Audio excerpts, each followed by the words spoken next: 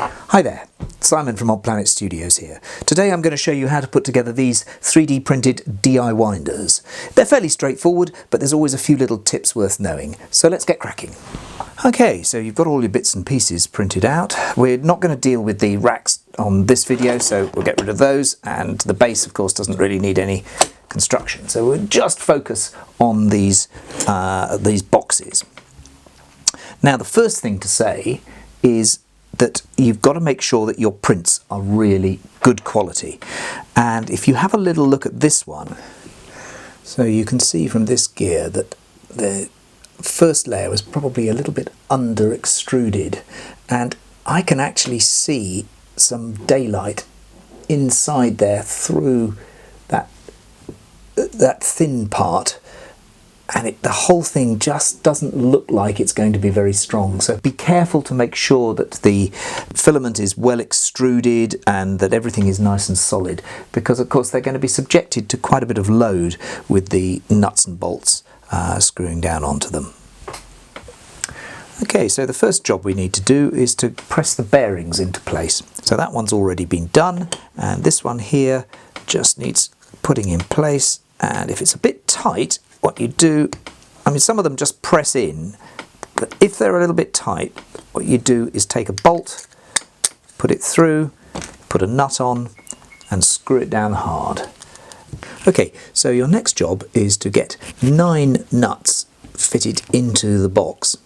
Now, some of them will go in rather like the bearing, and what you do is just put a bolt through into the nut, tighten it down, and pull it into the socket. You can just see it going half in there, and that right into the socket there, and then back off the bolt. Now for the ones in the pockets here, what you need is a pair of needle nose pliers, because otherwise you're just not going to get them in. They're very fiddly. So drop it into position.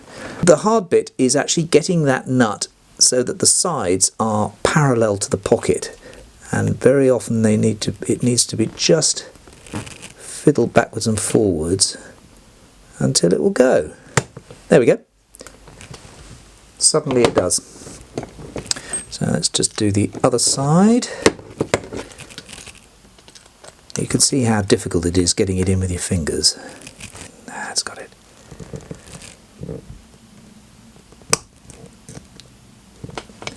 It just snaps into place. It's worth using an Allen key just to make sure that they're pressed well in there. Those are good. Same again for those deep pockets.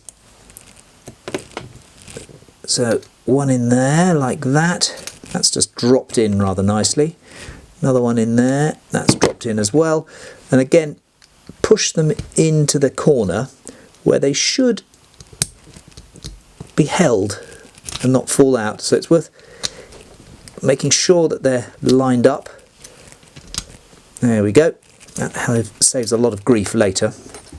And then 2 more in the top here. Same again in terms of pressing them in, but you can probably do that with your fingers this time. There we are. So that's those 2 in there. Once more, they need to be pressed right down into the pocket. And the last one is this one here, which is for the locking knob. And so that's another one to tighten down using a bolt.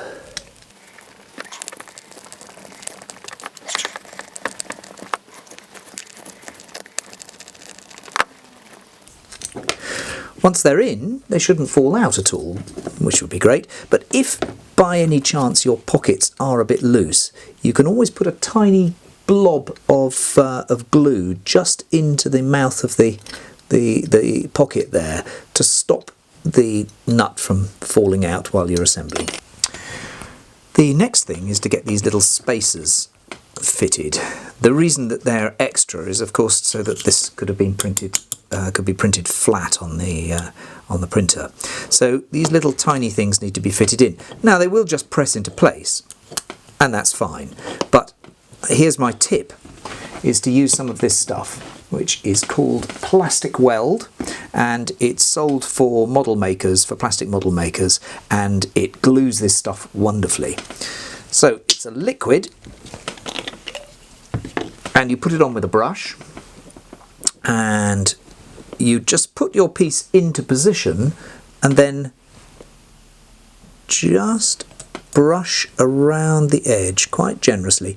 Capillary action will take the glue down and that will weld it into position, and that will never come out. So I'm afraid I've cheated a bit for the next job, which is to assemble the knobs. Now these just have an M5 bolt in them, and what I like to do is actually to put some epoxy onto the head of the bolt there. I think it just holds the whole thing much more firmly in position. Now I know that Luke has designed a screw down piece to hold it rigidly. These are actually an older version, so I didn't have the luxury of that, but the epoxy holds it permanently. And of course I've also put on the little logo here, which is rather fun. You can use the Plastic Weld with the paintbrush, and if you just pop these little things into position and then flood it with the Plastic Weld, it will firm them up.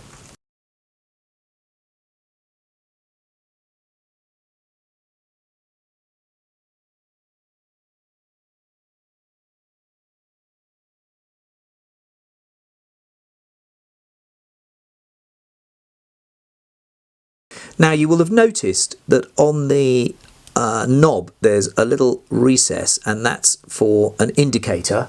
So what I did was to put a little bit of acrylic black in there. I've also lined up the little face with that as well. So that's another indicator. When you're turning and adjusting things, you can see exactly how far you've turned it. The locking knobs are very easy to make up. That's just a matter of pulling a nut into there, tightening it down with the bolt. Don't forget to put some thread locker onto that, and then after you've done that you can attach the little cover plate onto it. So the follower gears have the bearings pressed into them, rather like we did earlier, and the drive gears have nuts on the recessed side. Now again with the nuts, I quite like just to glue them into position. It helps just to hold them when you're assembling everything. It's something else that's worth just having spending a little moment over, is just to make sure that if you've had a raft when you were printing off these gears, just to make sure that the gear teeth are nice and clear. If they're not, then just take a triangular file and just file them out a little bit, take it off the top, make them really neat, and then everything will run as smoothly as possible. So before you start assembling anything, put these little PTFE pieces into the recesses in the boxes. If you try and do it later, it is a nightmare with the gears are in, because you can't quite reach, and they're tricky enough as it is. A little bit of double-sided tape, and then I quite like to just drop it in using something like an Allen key. Just get it into place. It's important that they shouldn't be too big for those boxes, but if they're a little bit small, that doesn't matter.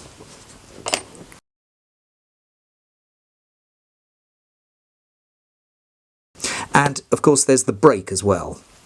So this has a piece of PTFE fitted, again with double-sided tape, and that slots into there like that. Okay, so moving on to assembling the drive wheel, you'll need the socket wrench for this and a length of the racking, as well as your nut to go on and some thread locker.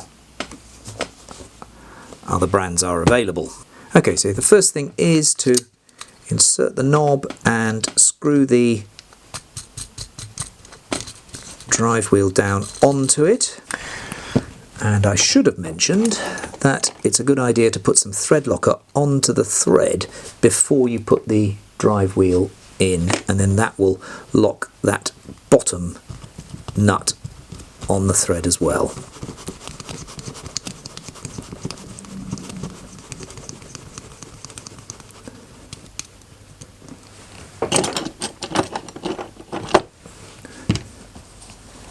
And then we'll put a generous amount of thread locker on there.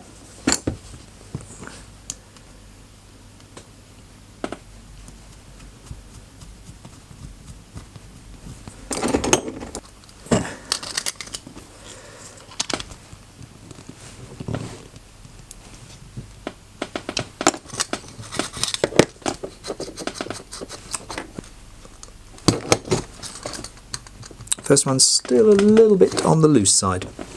Tighten it down, then back off a little bit. Thread locker onto the top there. Get that nut on. In with the rack. And then I suppose a ratchet one would help. Would be good, but I don't think you can 3D print a ratchet wrench.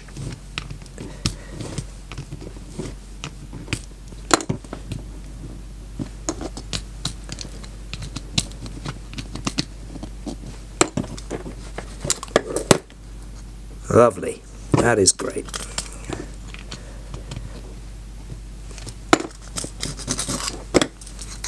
One, two. Okay, now to assemble. You can first of all pop the brake into position, put the other bearing into the gear, into the follower gear, and just drop that all into there. Now you then put the back plate on, and the back plate has got these lumps and bumps on the outside, so that just then drops onto there, and the M5 bolt goes right the way through. Tighten that up. There we go.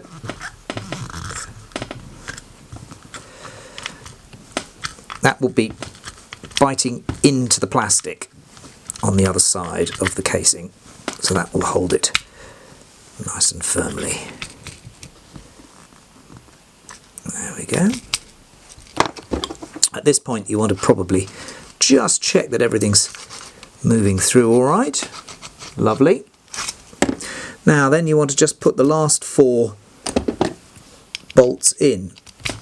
As I said before, make sure those nuts are nicely centered on that hole, otherwise it becomes a devil's own job, and you can easily get the head of the nut of the bolt stuck in its little recess, and then you have to take the whole thing apart to do it again. So this one here.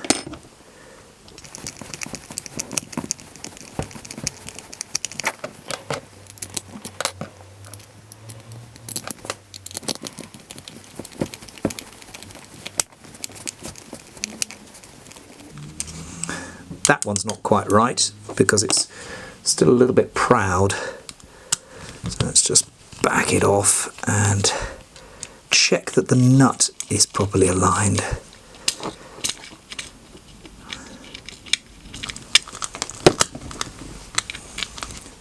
So they should all be neatly recessed, all of those. One more little thing to do, and that is just to put the locking knob into position.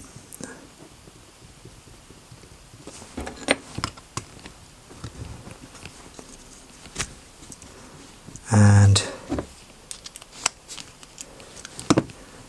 put another bolt in there.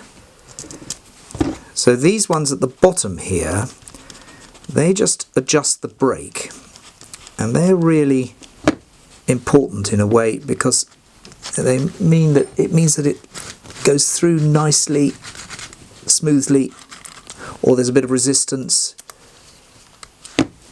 There we go. You see, that's made it much harder to turn. And the locking knob just bears on the side of it. There you go. And that's locked.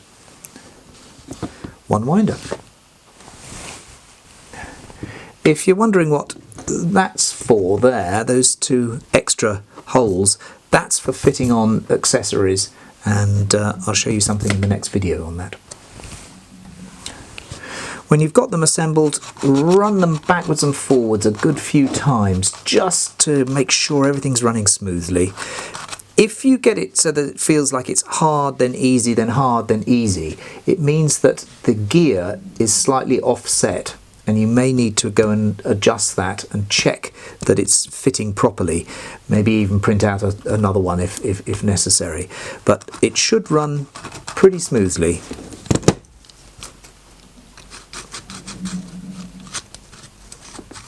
There we go. Well, I hope you found that useful. You should have a really good little tool. I'll do another short video just to give you some hints and tips on making up the rack, and I'll also show you in that video this little chap, which is a bracket that I made up just to make the whole thing even more versatile. So, see you next time. Thank you for watching.